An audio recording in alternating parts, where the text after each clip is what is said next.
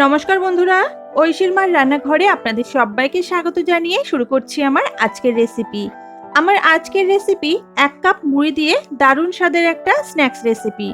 মুড়ি আমরা সকলেই খেয়ে থাকি, আর মুড়ি আমাদের বাড়িতে সকলেরই থাকে। একঘেয়ে মুড়ি রোজ না খেয়ে এইভাবে একটা স্ন্যাক্স আপনারা বাড়িতে বানিয়ে নিতে পারেন। ছোট থেকে বড় সকলের ভীষণ পছন্দ হবে। আশা করছি রেসিপিটা আপনাদের ভীষণ ভালো লাগবে।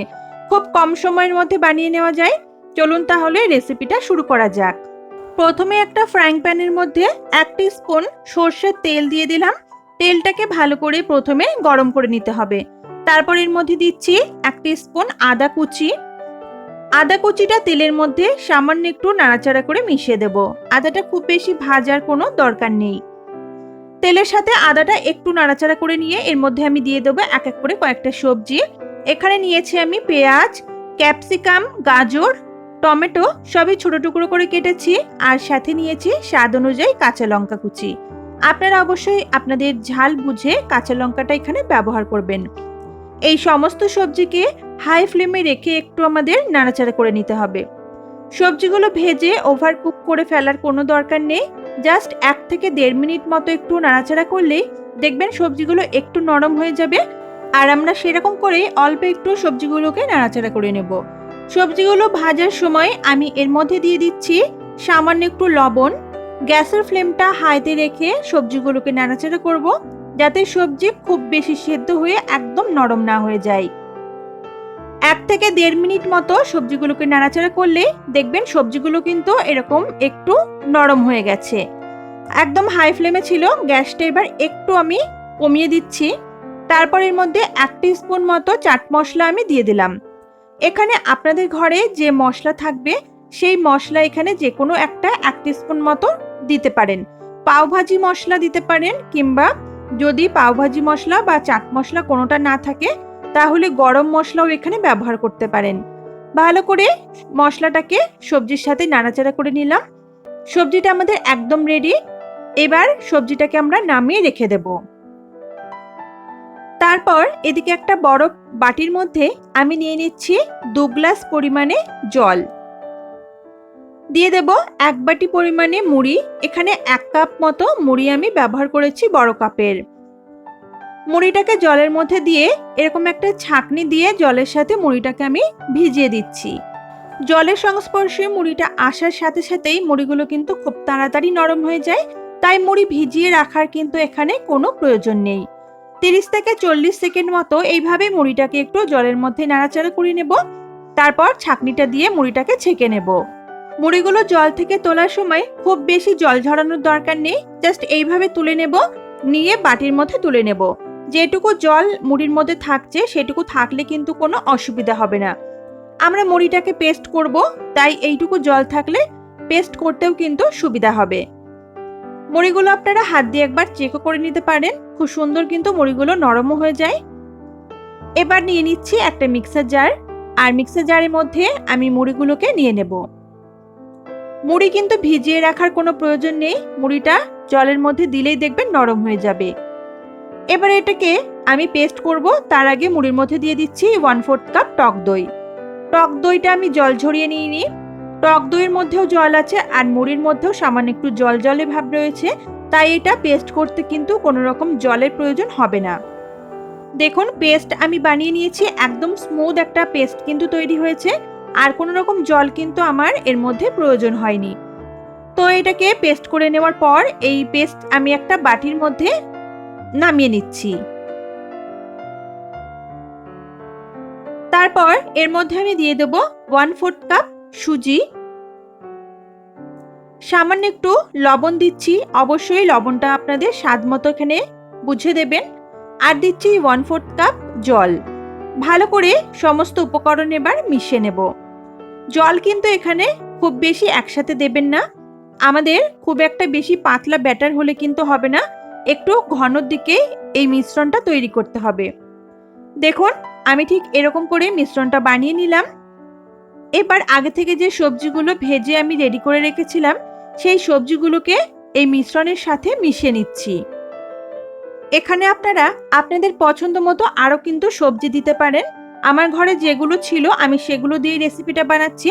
আপনাদেরও হাতের কাছে যে যে সবজি থাকবে বা যেটা দিতে পছন্দ মনে হবে সেটাই আপনারা ব্যবহার করতে পারেন। সবজিটা দিয়ে ভালো করে মিশিয়ে নিলাম। এবার এই ব্যাটারটাকে আমি রেস্টে রেখে দেব 5 মিনিট মতো।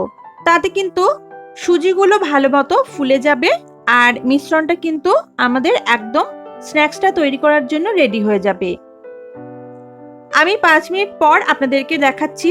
ব্যাটারটা দেখুন আগের থেকে একটু ঘন হয়ে গেছে আর সুজিগুলো কিন্তু খুব ভালো মতো ফুলে গেছে। ব্যাটারটা আমাদের স্ন্যাক্স তৈরি করার জন্য একদম রেডি। আর 5 মিনিট কিন্তু অবশ্যই রেস্টে রাখবেন, তা না হলে সুজি কিন্তু ফুলবে না। এবার একটা গ্লাস নিলাম আর গ্লাসের মধ্যে আমি একটা পাইপিং ব্যাগ এইভাবে রেখে দিচ্ছি। যদি পাইপিং ব্যাগ আপনাদের হাতের কাছে না থাকে তাহলে আপনারা দুধের খালি যে প্যাকেটগুলো হয় সেটা দিয়েও কিন্তু এই স্ন্যাক্সটা তৈরি করে নিতে পারেন। আমি পাইপিং ব্যাগের মধ্যে এবার ব্যাটারটাকে এইভাবে নিয়ে নিচ্ছি। পাইপিং ব্যাগটার মধ্যে সরাসরি ব্যাটারটা ভরতে গেলে সেটা কিন্তু একটু অসুবিধা হতো, তাই এইভাবে গ্লাসের মধ্যে নিয়ে যদি ব্যাটারটা আপনারা ব্যাগের মধ্যে ভরেন তাহলে কিন্তু খুবই সুবিধা হবে আর তাড়াতাড়িও হয়ে যায় কাজটা। যতটুকু ব্যাটার ধরার ততটুকু আমি দিলাম। তারপর এই মুখটাকে আমরা একটা রাবার ব্যান্ড দিয়ে বন্ধ করে দেব যাতে ব্যাটারটা বা মিশ্রণটা বাইরে বেরিয়ে না যায়। মুখটাকে ভালো করে এইভাবে ধরে একটা রাবার ব্যান্ড দিয়ে মুখটাকে ভালো করে সিল করে দিতে হবে। যেটুকু ব্যাটার বাকি থাকলো এই ব্যাটারটা শেষ হয়ে যাওয়ার পরে আবার কিন্তু মুখটাকে খুলে ওই ব্যাটারটা এর মধ্যে দিয়ে তারপর মুখটাকে আবারও বন্ধ করে দেবেন। দেখুন আমার এটা রেডি। এবার আমরা স্ন্যাক্সগুলোকে তৈরি করব। আমি এদিকে সাদা তেল গরম করতে বসিয়েছিলাম।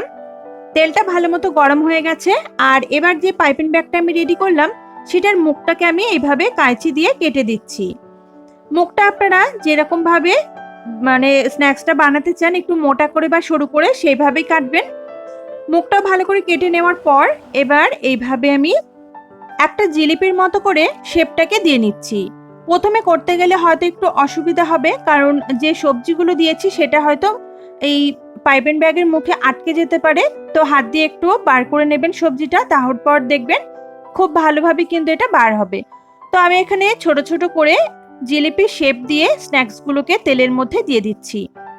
স্ন্যাক্সগুলো ছাড়ার সময় গ্যাসের ফ্লেমটা রেখেছি মিডিয়াম টু লোতে। যে কটা ধরবে সে কটা এখানে দিয়ে দেব। আর তেলটা কিন্তু অনেকটা বেশি পরিমাণেও দিইনি, দেখুন কম পরিমাণে কিন্তু আমি তেল দিয়েছি। দেখতে কিন্তু ভীষণ ভালো লাগে বন্ধুরা। তো এগুলো দেওয়ার পর এটাকে নাড়াচাড়া কিন্তু কোনোভাবে করা যাবে না। চাইলে ফ্রাইং প্যানটা ধরে এইভাবে একটু তেলগুলো এদিক ওদিক করে দিতে পারেন। এরপর যখন দেখবেন ওপর থেকে এরকম হালকা কালার চলে এসেছে তখন এগুলোকে আস্তে আস্তে উল্টে দিতে হবে। প্রথম অবস্থায় উল্টাতে গেলে কিন্তু এগুলো ভেঙে যাবে, তখন কিন্তু একদমই ভালো হবে না। আর একটুখানি লাল করে ভেজে নিয়ে তারপরে কিন্তু এটাকে উল্টাবেন। এগুলো কিন্তু একটু লালচে করেই ভাজতে হবে, তাহলে কিন্তু ক্রিস্পি হবে। যদি কাঁচা করে সাদা করে ভেজে তুলে নেন তাহলে কিন্তু এগুলো নরম থেকে যাবে। তো আমি দেখুন এগুলোকে বেশ লালচে করে ভেজে তুলে নিচ্ছি। আর এইরকম করে কিন্তু বাকি সমস্ত স্ন্যাক্সগুলোই তৈরি করব। একটু ছোট ছোট করে করলে স্ন্যাক্সগুলো খুব সুন্দর মুচমুচে হয়। আমি পরের ব্যাচটা একটু বড় করে দিয়েছিলাম। আপনাদের যেরকম পছন্দ আপনারা সেই শেপেই কিন্তু এটাকে ভেজে নিতে পারেন। আর এটা খেতে এত মুচমুচে হয় যে আপনারা বাড়িতে বানালেই বুঝতে পারবেন। আর এই স্ন্যাক্সগুলো অনেকক্ষণ পর্যন্ত কিন্তু মুচমুচে থাকে, একদম কিন্তু যে ভেজে তুলে নিলাম সাথে সাথেই নরম হয়ে যাবে সেরকমটা নাই। তো এইভাবে সমস্ত স্ন্যাক্সগুলো ভেজে তুলে নেব। দেখুন আমার 1 কাপ মুড়ি দিয়ে এতগুলো স্ন্যাক্স তৈরি হয়েছে। কেমন মুচমুচে হয়েছে আশা করছি ভাঙাটা দেখেই আপনারা বুঝতে পারছেন।